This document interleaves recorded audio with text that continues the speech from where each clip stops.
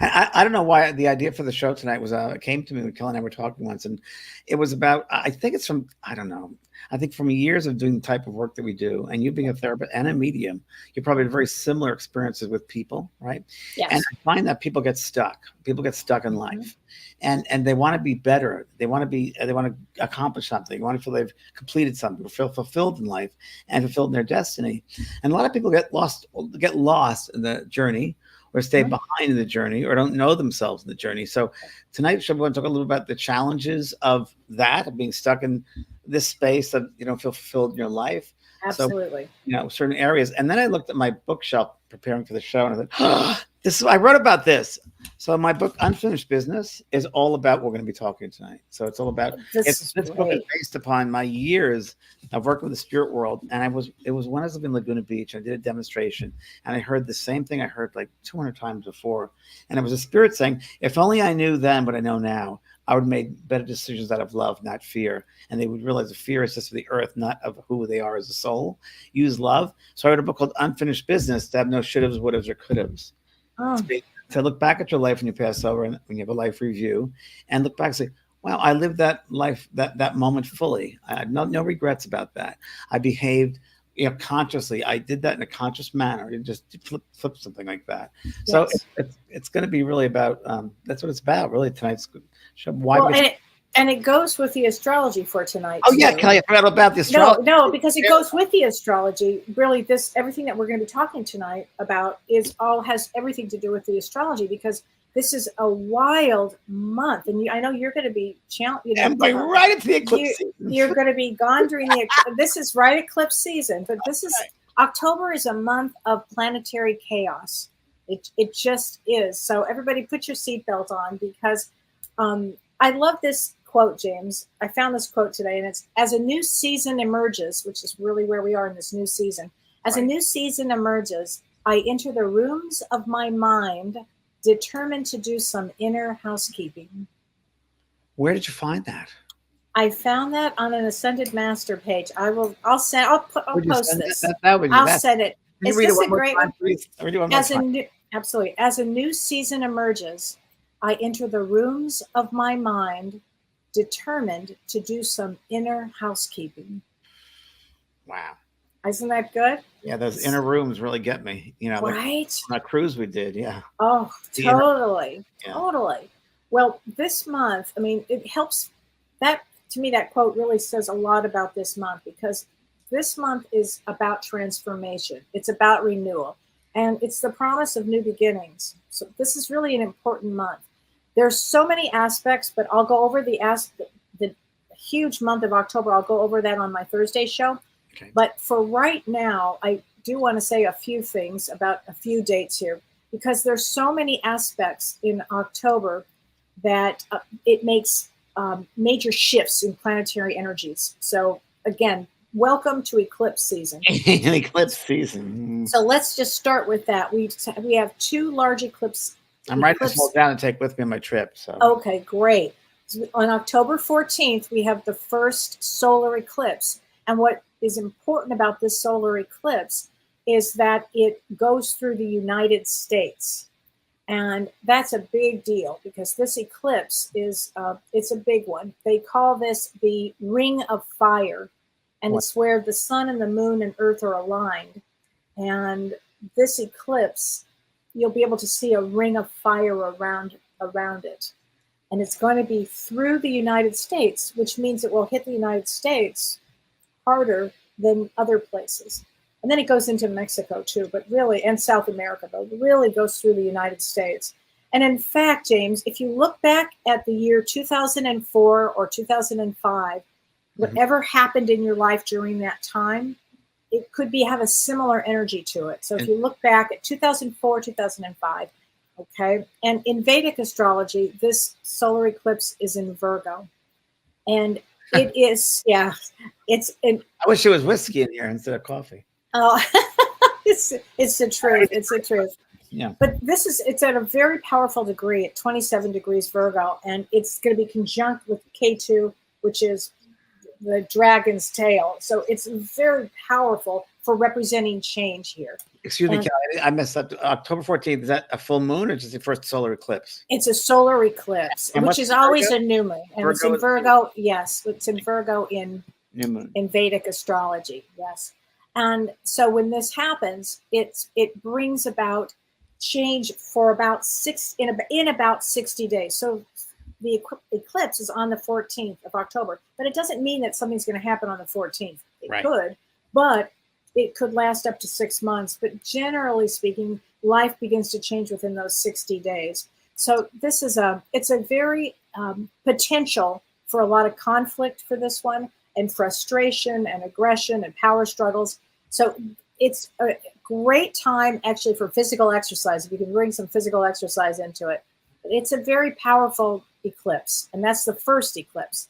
And also, there's the thing about this eclipse is there was an exact conjunction with Mars for this eclipse, and that could possibly trigger some intense events. So this is a big eclipse. Mars, what is Mars in? Do you know what it'll be in at that time? Yes, it'll be in Virgo, and it Also Virgo. yeah, and Mars is. I'm sorry, James. No, it changes. It will be in Libra. I'm so sorry. It'll be in Libra. Better, isn't it? Mars in Libra is better than it would be. No, it's actually worse, and I'll tell you why. Mars is not comfortable in Libra because if you think about it, Libra is associated with justice and balance and harmony, and Mars is like what? And also, Mars is at the same time combust with the sun, which means it's too close to the sun. So it's going to be agitated and very agitated. So these are some real anger, yes. But before this eclipse, on October 4th and 5th, Mars, again, the planet of war and energy, it conjuncts Ketu, which is right next to Ketu. Wow. Ketu is the south node. And these are malefic planets. Malefic means challenging. So the third, fourth, and fifth are probably going to be radical, intense days, and that's right. Tomorrow, the next day, and the next day. So yeah. So these are. We'll do the rest of the astrology. On Thursday, I'll continue with it. But there's a lot going on this month. So put your seatbelt on.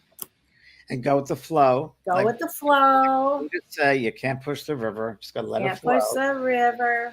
And if you sit back and observe, I mean, you'll feel it because energetically we're all made of water. So you'll feel that, but don't let it take you over, right, Kelly? Don't let it absolutely, take you over. Absolutely. But I think it's fanatic part of it, Oh, because there'll be a lot of fanatic energy, whatever that means. But yes, but I think it's so important that we're doing the show tonight because we're going to be looking at releasing. Eclipses are about releasing. Perfect timing. It's perfect timing. Timing, yeah.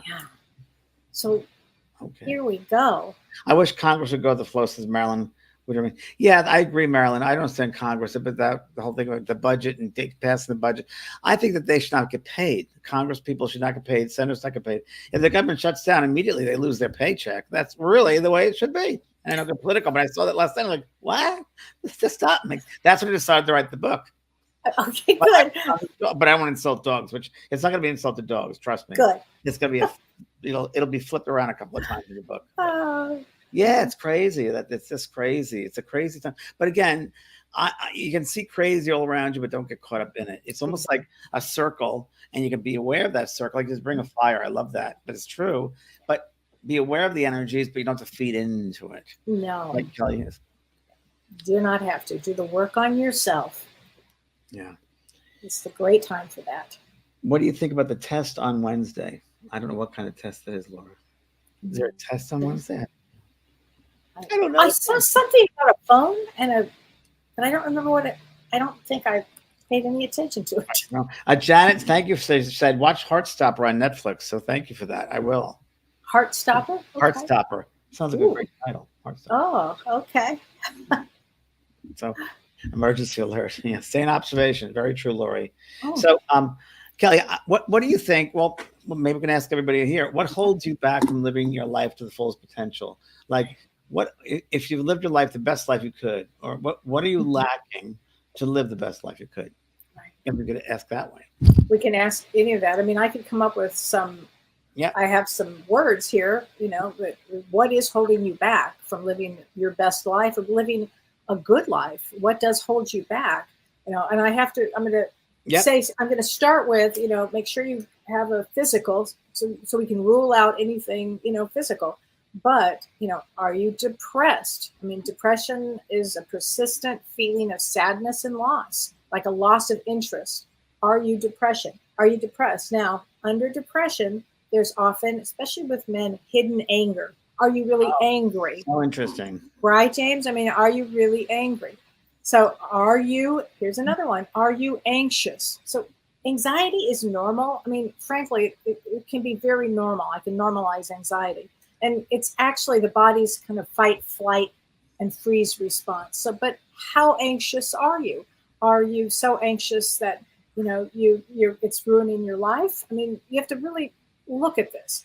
Then I want to look at, trauma. Everybody has had some form of trauma, and trauma is an emotional response to a terrible event. So are you traumatized? And that's normal to be traumatized about an event. Trust me. I mean, Yes, I've been through right? it. Yeah, Exactly. it's part of the human experience. It's an awful experience, but on Earth, I think everybody has experienced trauma, James, don't you? So that's why we come back here to experience those degrees of that. Mhm. And Exactly. I think we get to the other side, we realize, gosh, that time on earth was so small, but the lessons that are available, the Well, opportunities are great. And are that's so great. I love that. I I think. love putting that together like that. Right. Yeah, and also, Kelly, I think this is interesting because I think how much do you feed the negative? How much do you feed the guilt, the resentment, the fear? How much Hmm. do you feed it? Does that? Remember, you Yes. read once a year ago about that famous with the famous you feed the it was a monkey or someone, or it was a Oh, Chinese yes. Yes. story about Yes. who do you feed, Hmm. the dragon, the Right. fear or the love? Because it'll grow. Exactly. So it's very true. Exactly. But I mean, these are just things to look at. I mean, take a note. Are you depressed? Are you anxious? Are you angry? Usually, you know what's going on, but in some cases, you may just be unaware of this. But here's another one. Are you in grief? Are you grieving? I mean, that's an important one. Big one. Um, a big one. Are you suicidal? That's a big one. Are you dealing with addictions? Are you burned out? Are you dealing with family dysfunction or relationship dysfunction? Have you been abandoned? Have you been rejected? Have you been betrayed? I mean, all of those are things to look at psychologically. And they're all human experiences that a lot of us have gone through. Absolutely. Well, and James, I will tell you, you said something the other day to me, and I thought it was so important. You said, as you read my book, you said that I was able to get through all of this, Mhm. like everything, all the traumas I had gone through. I was able to And we're get talking a lot through of trauma you went through. I mean, I never, you've really a lot of a trauma. lot. But I will tell you the big buzzword, and if anybody can take away this, because I think it's a good takeaway. And if we talk about tools for, if I'm literally with all those things that I just mentioned, because we have all kinds of things that I can help you with as far as any of those. Mhm. But the important part for that, I feel, is resilience. And every soul has the capacity for resilience. Everybody. How do you get the resilience, Kelly? Okay, so I'm glad you asked. Okay, this is how you get resilience, because resilience is just the process and the outcome of successfully adapting to a difficult or a challenging life experience. I Okay, love that. isn't that Adaptive. good? Yeah, that's a good one. Difficult life experience. Okay. Yeah, and it doesn't, what resilience isn't, it doesn't mean that a person's not going to experience difficulty or distress, because we're all going to have distress in our life at some point or Part of the in human another. condition. It's Part of the part of human. the human condition, absolutely. But here are some things to do to get to build on your resilience, because I remember once a therapist said to me, "You know how you got through that, Kelly?" She said, "You were resilient." And I never put that word together like this, but the truth is I was resilient. But Kelly, what you shared in that book, and what a lot of people have gone through, and I'm the same way, is those things that knock us down build us up. Yes. Make us stronger. And I'm Yes. reading your book, which I'm still in the Yes. middle of. I mean, it's amazing you got through that, but it taught you. It gave you strength. I And didn't stay in the trauma of it. no, you Now, moved on. You now I embraced didn't move like this. I no. did not move like I this. just I thought you were had to. crazy at one point. Like, am I losing it? What's going on? Oh, Yeah. absolutely. I mean, it took time to get to where I am right now. but I still every day would be working on something with it, And there, of Kellee, course, one there were thing I days got I for you snapped. though, one thing I got for you, which I don't think you put in the book a lot, but I know who you are, is you believed in yourself. You really had a sense of who I am. And I think that's really important for everyone to have a sense of they know who they are and they know who they're not.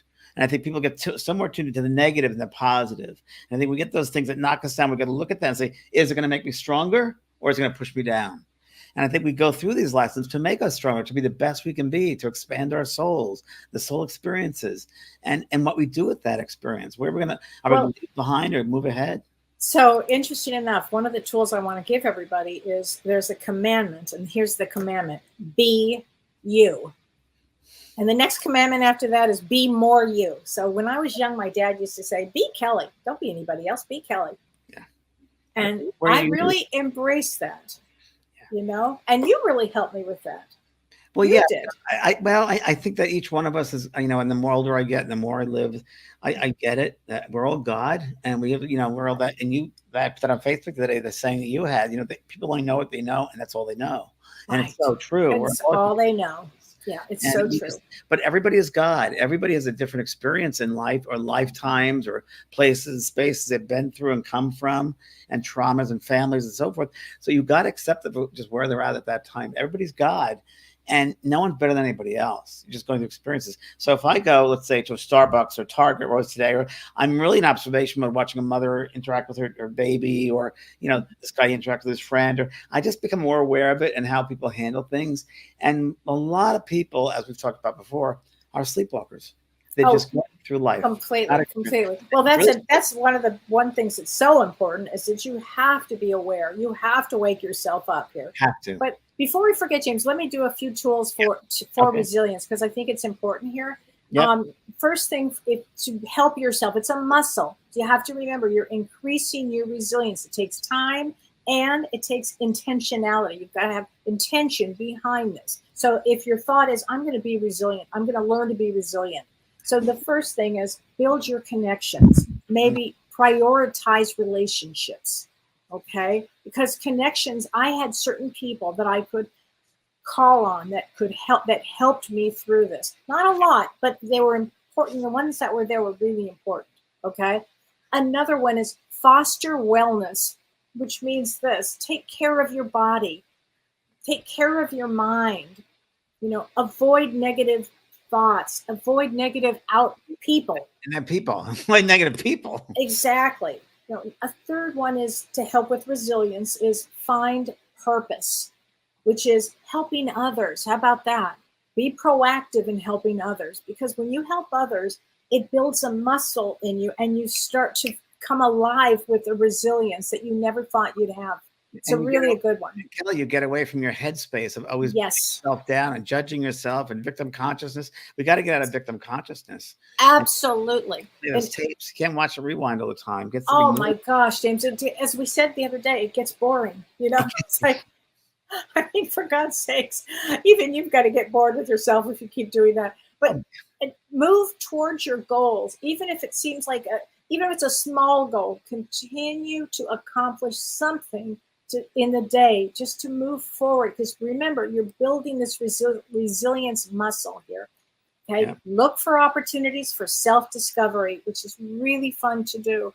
Look for things that maybe you would have never imagined before. But just keep looking for opportunities to grow yourself. All right, and accept change.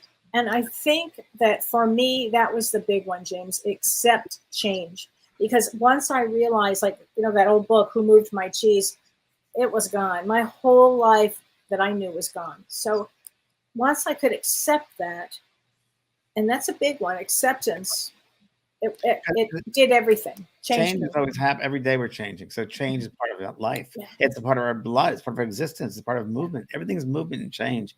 Yeah. And we get stuck into what we know. And, it's like I was talking about house and things, attachments. I mean, what are we attached to? We have to release attachments, because that doesn't define us. That really doesn't. And in fact, often it makes our life, bogs us down. Yeah. Whether it's material attachments or people attachments. Yeah, true. So I better should grab a piece of paper and a pen and Yes. write some of this stuff down because it's really, really important. I have some from my book Unfinished Business too. I have a couple. Yes, which I love that book. It's a good book. It's a So great a book. couple of things. I'll just Kelly, if you don't mind, just mention a couple of chapters. The blame game. How many of us spend so much time in our life blaming others for Oh, the way we're living? Right?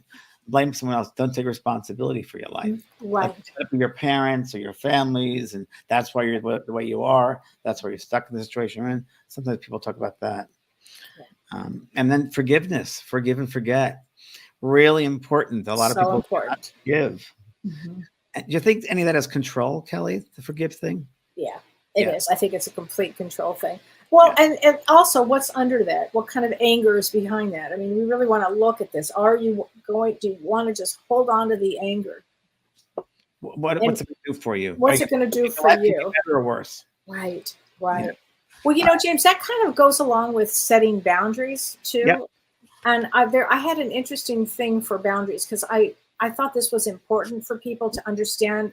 Actually, when I say set a boundary, what that really means, and I thought this was important. I'm going to give just two quick examples. But it's a really good tool to set boundaries because you'll hear us talk about this all the time. So let's say you say to somebody, "I don't like it when you're mean to me." That's not a boundary. Right. Okay. This is the boundary. If you are mean to me, I am walking away. That's the boundary.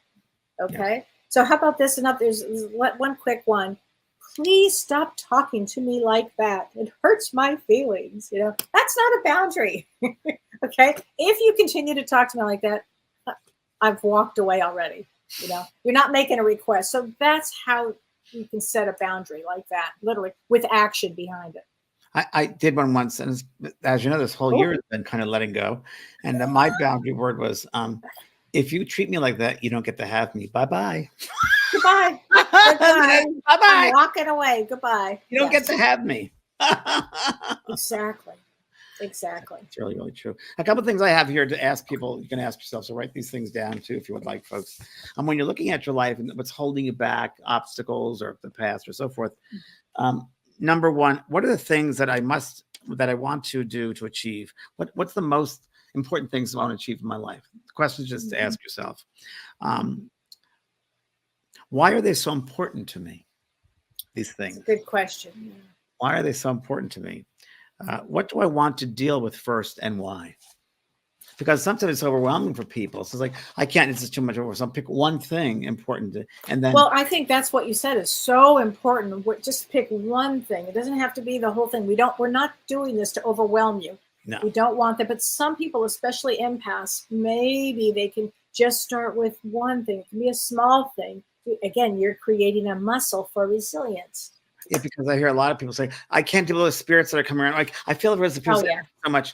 Come on now. They're not in control. You're not taking responsibility. Right. You take one thing, center yourself, and notice just one thing that you go after. So true. When is it realistic for me to have achieved each of them? So maybe you can set goals to give yourself a timeline. Yes. I think that's a realistic timeline. Yes. A realistic timeline. Where must I start?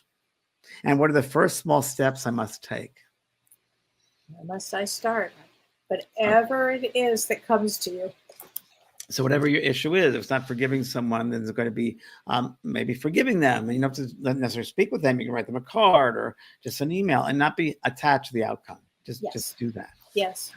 And if it's money, you have to ask yourself, because I see people, when we asked earlier what they're holding back on, some are money, they don't like money. Well, why are you not having money? Why are you not in abundance? What's holding you back? Or you feel you don't deserve it? You don't deserve success or security? What is holding you back and why? So these are little research within yourself to see what's holding you back, and holding you back to live the best life you can. Yeah. A couple of things here. How can I measure my progress and keep on track? Which I think is really important. And that's like maybe keep a journal, like a piece of paper, but keep a journal. I keep journals and I date them, and I put down the important things of what I want to accomplish that day and what I did. So another way of doing it. How can they gain? What can be gained by helping? What can be gained by helping someone else? That's a very good one. Yeah. After I get there, what might I want to do next? Ooh. Now that's exciting because when you've released all this, the kind of things that have held you back, what do you want to do? If you didn't have all this, what would you be doing? Which is very exciting. You realize also people, you got to realize that everybody changes every day. So something from the past that you wanted might be changed now. So how have your ambitions changed over time? What's important to you now than wasn't earlier in life? And look at your past and see where you've come from the past. Because you've moved, you've progressed. Maybe not the way you thought you would, really do, but it takes a very interesting way and travels, as Kellee and I know. Kellee probably knows more than I do because she's the book I read. Well, listen, you've been through a lot of roller coaster rides yourself. Writing down a game plan is really important. Know what you want. And the first step is awareness. The first step of any movement is being aware, like Kellee said earlier, opening yourself, being aware, awake, right? Awake is so important. Yeah. Then I wrote down something to do from the book, Unfinished Business, the things that you do when you start having doubts, because a lot of people are having doubts. Oh, let's talk about that. Yeah. So one I wrote was look back, pause and see where you've come from, which I just talked about. And did you like it there? Reassure yourself that doubt is better than retreat.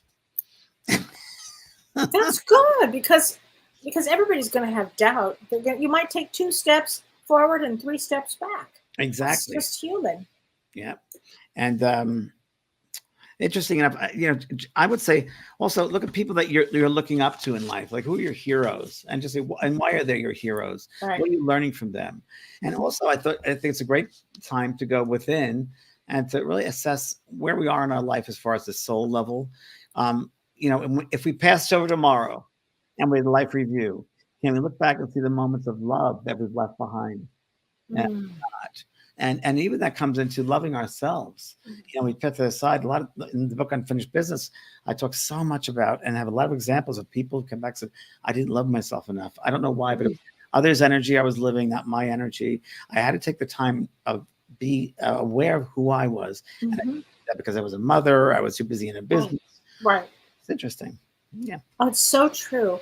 It's so and, true. There's a season for everything. When you're a young mother and you're taking care of the family, or you're working and you're doing all this. But what happens is when you get older, and especially when you get to be, like 60 plus or late 50s, you start really looking at your life in a different way than you did when you were in your 30s, 40s, and 50s, 30s and 40s at least. Yeah, and 50s. And 50s. Yeah. I mean, there's something about that turning phase where you look back and you have some wisdom there, or you understand, or you have compassion for what you went through.